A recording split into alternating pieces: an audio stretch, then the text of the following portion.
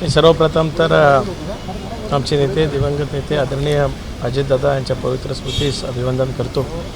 राज्याचे लोकप्रिय मुख्यमंत्री एकनाथराव आदरणीय देवेंद्रजी असतील, आदरणीय उपमुख्यमंत्री एकनाथराव शिंदेसाहेब असतील, आमच्या नेत्या राष्ट्रीय अध्यक्ष उपमुख्यमंत्री सुनेत्रा काकी असतील, त्याचबरोबर भारतीय जनता पक्षाचे प्रदेशचे अध्यक्ष रवींद्रजी चव्हाणसाहेब असतील, माननीय तटकरे साहेब असतील, राणेसाहेब असतील, या सर्व वरिष्ठ नेत्यांचे मनापासून आभार व्यक्त करतो की त्यांनी माझ्यावर आज हा विश्वास टाकला आणि फक्त राष्ट्रवादीच नाही तर महायुती म्हणून मला त्या ठिकाणी उमेदवारी दिली। त्याबद्दल मनपूर्वक मी सर्व नेते मंडळीचा आभार व्यक्त करतो। त्यांच्या कन्याने देखील अपक्ष अर्ज भरलेला आहे, कुठेतरी महायुतीला पाहायला मिळते।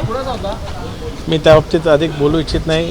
वरिष्ठ नेते मंडळी हे त्याच्या बाबतीतलं निर्णय त्या ठिकाणी घेतील। एबीपी माझा, उघडा डोळे बघा नीट।